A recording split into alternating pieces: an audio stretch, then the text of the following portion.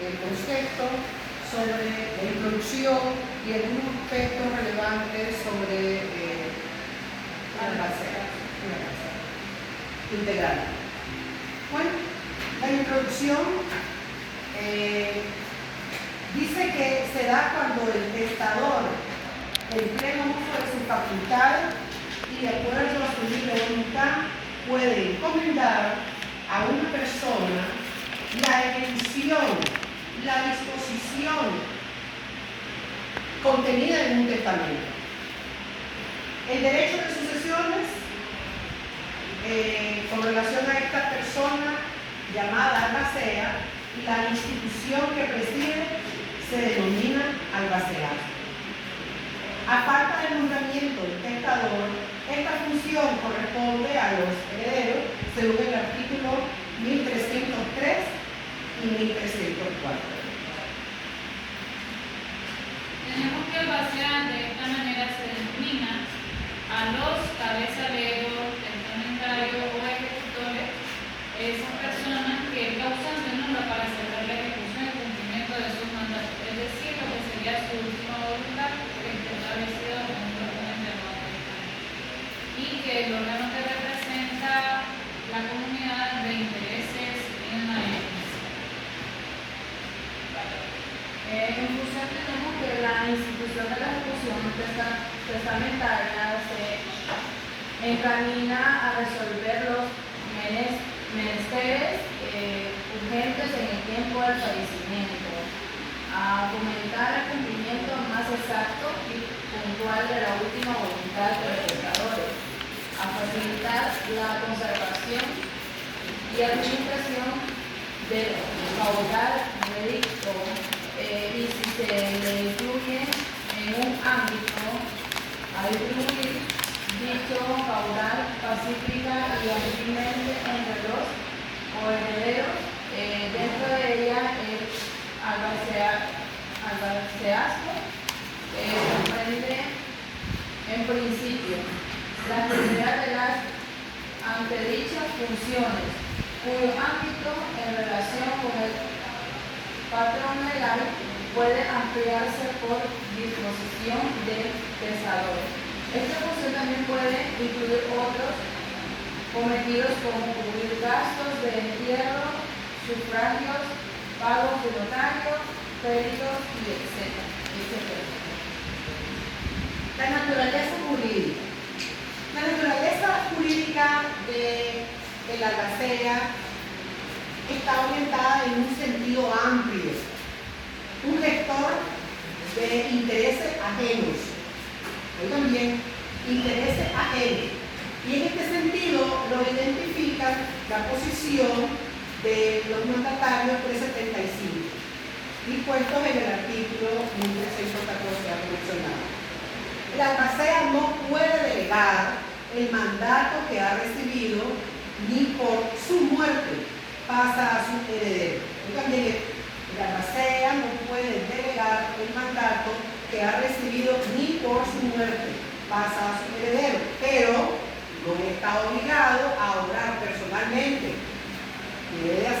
Puede hacerlo por mandatarios que obren bajo su orden, respondiendo así a los actos de esto. Dice que puede hacer el nombramiento de los mandatarios, aun cuando el testador hubiera nombrado otro albacea subsidiario. Tenemos también la característica del albaceaje. Dice que este es exclusivamente testamentario, establecido en el artículo 1303 ya citado y el 1305 del Código, que es un cargo que en principio es voluntario, es decir, que no es obligatorio, pero que si el albacea ha sido instituido como legatario, no puede pretender el legado sin aceptar el cargo de albacea, tal cual lo dice el artículo 1308 del Código. Dice que también es un cargo oneroso y si los honorarios no lo han fijado el testador, el juez lo señalará conforme al Código de Aranceles Judiciales. Dice también que no es un cargo personalísimo, pues como hemos visto en el 1314, el albacea puede obrar por medio del mandatario, es decir, que a pesar de que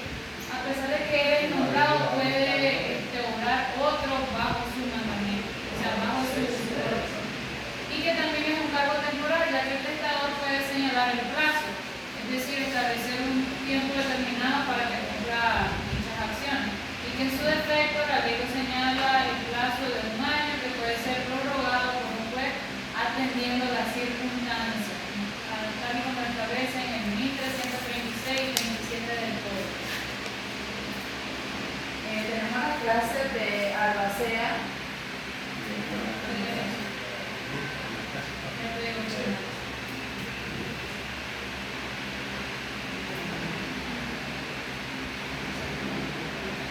El albacea es un cargo que no necesariamente debe recaer en una persona, sino que puede ostentarlo una pluralidad de albaceas. En estos casos, indica el artículo 1327 del Código, siendo muchos los albaceas, todos son solidariamente responsables, a menos que el testador los haya exonerado de la solidaridad, o que el mismo testador pues haya dividido sus atribuciones y cada uno se ciña a las que le incluyan.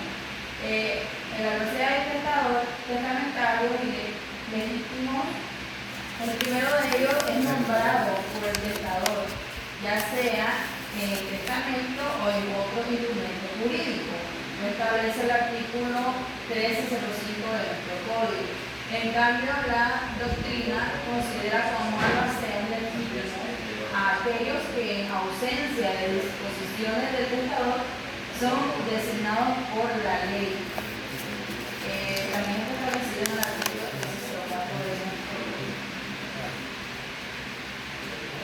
Capacidad del albacea. Aquí vamos nosotros a definir cuáles son sus atribuciones y cuáles no son sus atribuciones, ¿verdad? En donde está ubicado. El testador debe nombrar a personas capaces.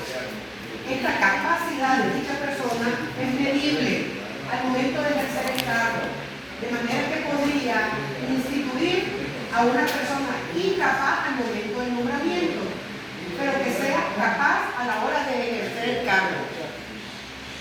A la hora de tener el nombramiento puede ser incapaz, pero a la hora de que tenga que ejercer su nombre, su rango de albacea, debe de tener la capacidad de poderlo ejercer, el poder tener de acuerdo a los artículos 1306 del Código. El incapaz de recibir un legado puede ser albacea. El incapaz también pueden serlo los herederos, legatarios e incluso los testigos. Sin embargo, no puede serlo el notario que autoriza el testamento. El notario no puede ser albacea. Esto de acuerdo al artículo 1307. Tenemos también lo que son los derechos y obligaciones de la persona llamada albacea. Dice que dentro de sus obligaciones tenemos la ejecución de las disposiciones inherentes a su cargo, ya sea en virtud de facultades interpuestas por el testador de acuerdo a la parte inicial del artículo 1310. Es decir, él tiene que hacer ejecución de todo lo que le interponga el testador.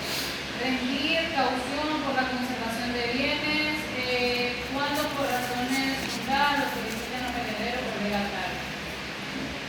Asegurar los bienes del testador y proceder al inventario de los mismos, en donde el causante no podrá eximir de esta última obligación al albacea, de acuerdo al artículo 1316 y 17.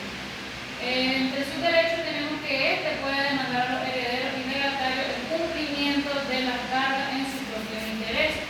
Puede también intervenir en procesos relativos a la validez del testamento sobre el cumplimiento de sus disposiciones. Es decir, a ver si el testamento es o no es válido para ejecutarse.